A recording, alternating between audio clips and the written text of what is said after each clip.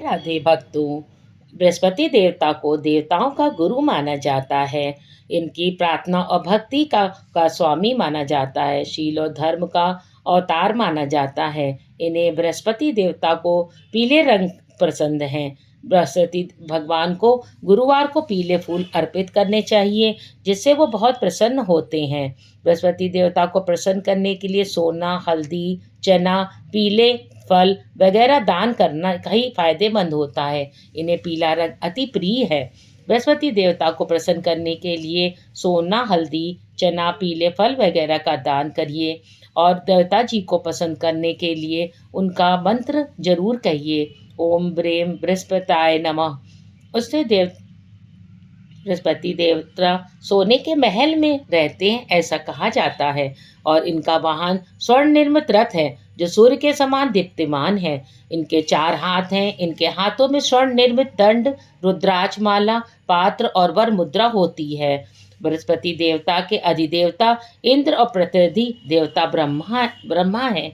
आइए आज गुरुवार के दिन बृहस्पति देवा की व्रत कथा सुनते हैं। प्रतापी दानी राजा थे, राज्य करते थे। वह नित्य गरीबों और ब्राह्मणों की सहायता करते थे।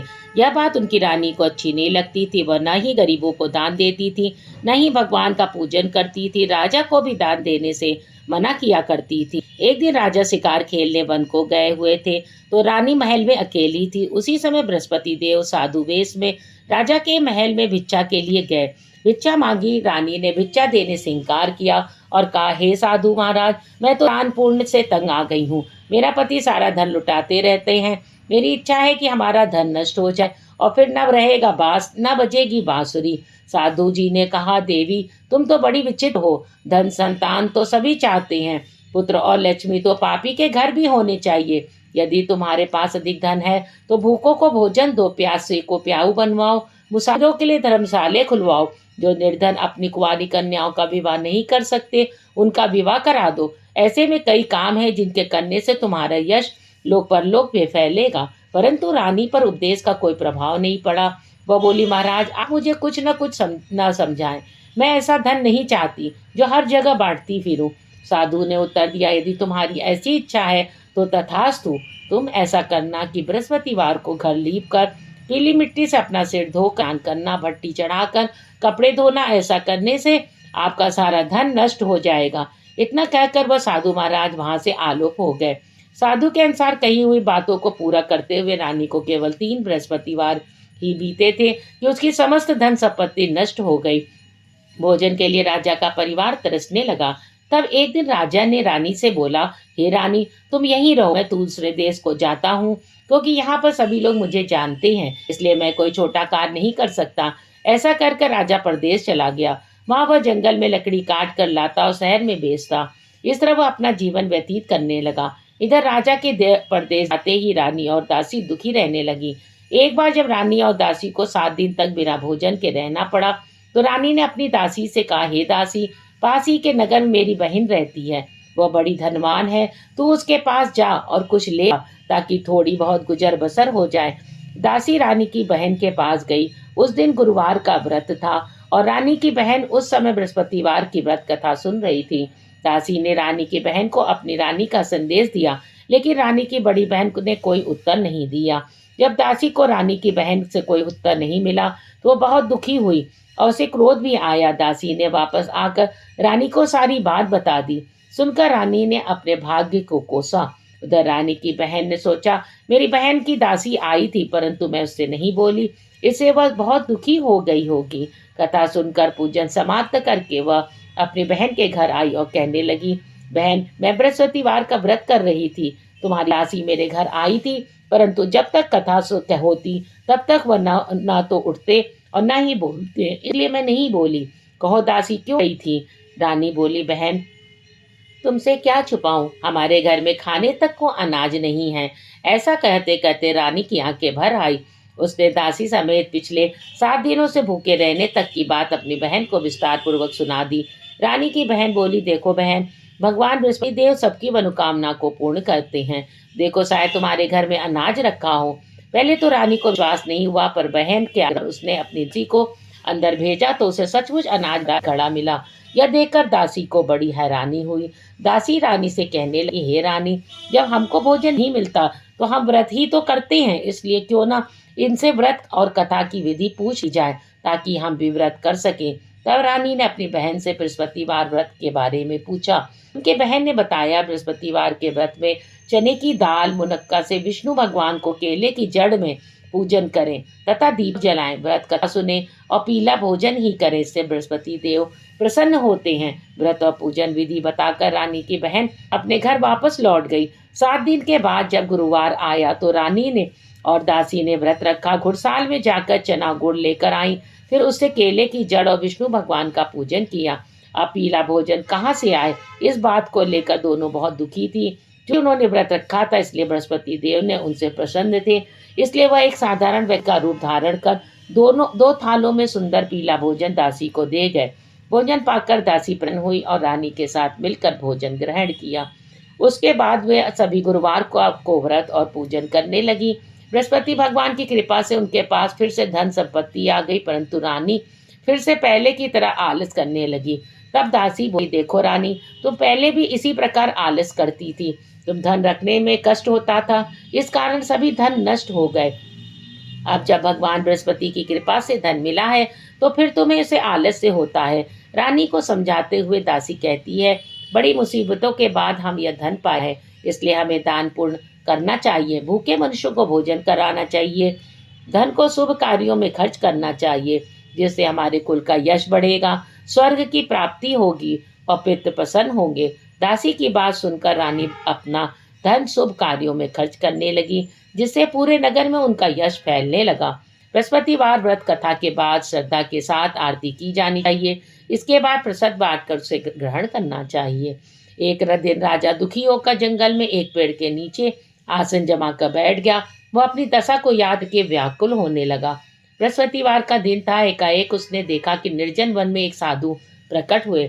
वह साधु वेश में स्वयं बृहस्पति दा थे। लकड़हारे के सामने आकर बोले, लकड़हारे, इस सुनसान जंगल में तू चिंतामग्न क्यों बैठा है? लकड़हारे ने दोनों हाथ जोड़कर प्रणाम किया और उत्तर दिया, महात्मा जी, आप सब कुछ जानते हैं, मैं क्या कहूँ? यह कहकर रोने लगा। साधु को अपनी आत्मकथा सुनाई। महात्मा जी ने कहा, तुम्हारी स्त्री ने बृहस्पति भगवान का निरादर किया है, जिसके कारण रुष्ट होकर उन्होंने तुम्हारी यह दशा कर दी है। अब तुम चिंता को दूर करके मेरे कहने पर चलो, अब तुम्हारे सब कष्ट दूर हो जाएंगे। भगवान पहले से भी अधिक संपत्ति देंगे। तुम बृहस्पति के दिन कथा किया करो।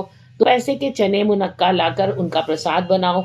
शुद्ध जल से लोटे में शक्कर मिलाकर अमृत तैयार करो। कथा के पश्चात अपने सारे परिवार और सुनने वाले प्रेमियों में अमृत व प्रसाद बांटकर आप भी ग्रहण करो। ऐसा करने से भगवान तुम्हारी सभी मनोकामना को पूर्ण कर देंगे। साधु के ऐसे वचन सुनकर लकड़हारा बोला, हे प्रभु, मुझे लकड़ी बेचकर इतना पैसा नहीं मिलता जिससे भोजन के उपरांत कुछ बचा सकूं। मैंने रात्रि में अपनी स्त्री को व्याकुल देखा है। मेरे पास कुछ भी नहीं है जिससे मैं उनकी खबर मंगा सकूं। साधु उनका, हे लकड़हारे, तुम किसी बात की चिंता मत करो। बृहस्पति के दिन तुम रोजाना की तरह लकड़ियां लेकर बैठ जाओ। तुमको रोज से दुगना धन प्राप्त होगा, जिससे तुम भली भांति भोजन कर लोगे और बृहस्पति देव की पूजा का सामान भी आ जाएगा। इतना कह साधु अंतर्धान हो गए। धीरे धीरे समय व्यतीत होने लगा, पर भी वही बृहस्पतिवार का दिन आया। लकड़हारा जंगल में लकड़ी काटकर किसी शहर में बेचने गया। उस दिन और दिन से अधिक पैसा मिला। राजा ने चना गुड़ आदि लाकर गुरुवार का व्रत किया। उस दिन से उसके सभी क्लेश दूर हुए, परंतु जब दोबारा गुरुवार का दिन आया तो बृहस्पतिवार का व्रत करना भूल गया। इस कारण बृहस्पति भगवान नाराज हो गए। उस दिन उस नगर के राजा ने विशाल यज्ञ का आयोजन किया था। शहर में यह घोषणा करा दी कि कोई भी मनुष्य अपने घर में भोजन न बनवाए, वरना आग जलाए। समस्त जनता मेरे यहाँ भोजन करने आवे। इस आज्ञा को जो न मानेगा उसे फांसी की सजा दी जाएगी। इस तरह की घोषणा संपूर्ण नगर में करवा दी गई। राजा की आज्ञा अनुसार शहर के सभी लोग भोजन करने लगे, लेकिन लकड़हारा बहुत देर से पहुंचा, इसलिए राजा को उसको अपने साथ घर लिवा कर ले गए। ले जाकर भोजन करा रहे थे, तभी रानी की दृष्टि उस खूंटी पर पड़ी जिस पर उसका हार लटका हुआ था। वो वहां पर दिखाई नहीं दिया। रानी ने निश्चय किया कि मेरा हार इस मनुष्य ने चुरा लिया है। उस समय सिपाहियों को बुलाकर उसको कारागार में डलवा दिया। जब लकड़हारा कारागार में पड़ गया और बहुत दुखी होकर विचार करने लगा कि न जाने कौन से पुण्य जन्म के कर्म हैं, मुझे यह दुख प्राप्त हुआ है, उसी साधुवाद को याद करने लगा और जंगल में मिला था। उसी समय तत्काल बृहस्पति देव साधु के रूप में प्रकट हुए। उसकी दशा को देखकर कहने लगे, हे मूर्ख, तूने बृहस्पति देव की कथा नहीं करी, इस कारण तुझे दुख प्राप्त हुआ है। अब चिंता मत कर, बृहस्पतिवार के दिन कारागार के दरवाजे पर 4 पैसे पड़े मिलेंगे, उनसे तू बृहस्पति देव की पूजा करना, तेरे सभी कष्ट दूर हो जाएंगे। बृहस्पति के दिन उसे 4 पैसे मिले। लकड़हार ने कथा कही। उसी रात्रि को बृहस्पति देव ने उस नगर के राजा को स्वप्न में कहा, राजा, तुमने जिस आदमी को कारागार में बंद कर दिया वह निर्दोष है, वह राजा है, उसे छोड़ देना। रानी का हार उसी खूंटी पर लटका है, अगर तू ऐसा नहीं करेगा तो मैं तेरे राज्य को नष्ट कर दूंगा। इस तरह रात्रि के स्वप्न को देखकर राजा प्रातःकाल उठा, खूंटी पर हार देखकर लकड़हारे को बुलाकर क्षमा मांगी और लकड़हारे को योग्य सुंदर वस्त्र आभूषण देकर विदा कर दिया। बृहस्पति देव की आज्ञा अनुसार लकड़हारा अपने नगर को चल दिया। राजा जब अपने नगर के निकट पहुंचा तो उसे बड़ा आश्चर्य हुआ। नगर में पहले से अधिक बाग, तालाब, कुएं, बहुत सी धर्मशाला, मंदिर आदि बन गए थे। राजा ने पूछा, यह किसका बाग और धर्मशाला है? तब नगर के सब लोग कहने लगे, यह सब रानी और बांदी के हैं। जो राजा को आश्चर्य और गुस्सा भी आया। जब रानी ने खबर सुनी तो राजा आ रहे हैं तो उन्होंने बांदी से कहा, हे दासी, देख राजा हमको कितनी बुरी हालत में छोड़ गए थे, हमारी ऐसी हालत देखकर वह लौट न जाए, इसलिए तू दरवाजे पर खड़ी हो जा। आज्ञा अनुसार दासी दरवाजे पर खड़ी हो गई। राजा आए तो उन्हें अपने साथ लिबा लाई। तब राजा ने क्रोध करके अपनी रानी से पूछा कि यह धन तुम्हें कैसे प्राप्त हुआ? तब उन्होंने कहा, हमें यह सब धन बृहस्पति देव के इस व्रत के प्रभाव से प्राप्त हुआ। राजा ने निश्चय किया कि 7 रोज बाद तो बृहस्पति देव का पूजन करते हैं, परंतु मैं प्रतिदिन में 3 बार कहानी तथा रोज व्रत किया करूंगा। अब हर समय राजा के दुपट्टे में चने की दाल बंधी रहती थी। दिन में 3 बार कहानी का था। एक रोज राजा ने विचार किया कि चलो अपनी बहन के यहाँ हो आवे। इस तरह निश्चय कर राजा घोड़े पर सवार हो अपनी बहन के यहाँ चलने लगा। मार्ग में उसने देखा कि कुछ आदमी एक मुर्दे को लेकर जा रहे हैं। उन्हें रोककर राजा कहने लगा, अरे भाइयों, मेरा बृहस्पति देव की कथा सुन लो। वे बोले, लो, हमारा तो आदमी मर गया, इनको अपनी कथा की पड़ी है। परंतु कुछ आदमी बोले, अच्छा कहो, हम तुम्हारी कथा भी सुनेंगे। राजा ने दाल निकाली। जब कथा आदि हो गई तो मुर्दा हिलने लगा। जब कथा समाप्त हो गई तो राम राम करके मनुष्य उठकर खड़ा हो गया। आगे मार्ग में उसे एक किसान खेत में हल चलाता हुआ मिला। राजा ने उसे देख उससे बोले, अरे भाई, मेरी बृहस्पतिवार की कथा सुन लो। किसान बोला, जब तक मैं तेरी कथा सुनूंगा तब तक 4 हरैया जोत लूंगा, जा अपनी कथा किसी और को सुनाना। इस तरह राजा आगे चलने लगा। राजा के हटते ही बैल पछाड़ खाकर गिर गया और किसान के पेट में बड़ी जोर से दर्द होने लगा। उस समय उसकी माँ रोटी लेकर आई। उसने जब यह देखा तो उसने पुत्र से सब सवाल पूछा और बेटे ने सभी हाल कह दिया। तो बुढ़िया दौड़ी दौड़ी उस घुड़सवार के पास गई और बोली कि मैं तेरी कथा सुनूंगी, अपनी कथा मेरे खेत पर चलकर ही कहना। राजा ने बुढ़िया के खेत पर जाकर कथा कही, जिसके सुनते ही बैल उठ खड़े हुए। किसान के पेट का दर्द बंद हो गया। राजा अपनी बहन के घर पहुंचा। बहन ने भाई बहन को खूब मेहमानी की। रोज प्रातःकाल राजा जगा तो वह देखने लगा कि सब लोग भोजन कर रहे हैं। राजा ने अपनी बहन से कहा, ऐसा कोई मनुष्य है जिसने भोजन नहीं किया हो, मेरी बृहस्पतिवार की कथा सुन ले। बहन बोली, हे भैया, यह देश ऐसा ही है, पहले यहाँ लोग भोजन करते हैं, बाद में अन्य काम करते हैं, अगर कोई पड़ोस में हो तो देख आऊं। वह ऐसा कहकर देखने चली गई, परंतु उसे ऐसा कोई व्यक्ति नहीं मिला जिसने भोजन न किया हो। अतः वह एक कुम्हार के घर गई जिसका लड़का बीमार था। उसे मालूम था कि उसके यहाँ 3 रोज से किसी ने भोजन नहीं किया। रानी ने अपने भाई की कथा सुनने के लिए कुम्हार से कहा। वह तैयार हो गया। राजा ने जाकर बृहस्पतिवार की कथा कही, जिसको सुनकर उसका लड़का ठीक हो गया। तब राजा की प्रशंसा होने लगी। एक रोज राजा ने अपनी बहन से कहा कि हे बहन, हम अपने घर को जाएंगे, तुम भी तैयार हो जाओ। राजा की बहन ने अपनी सास से कहा।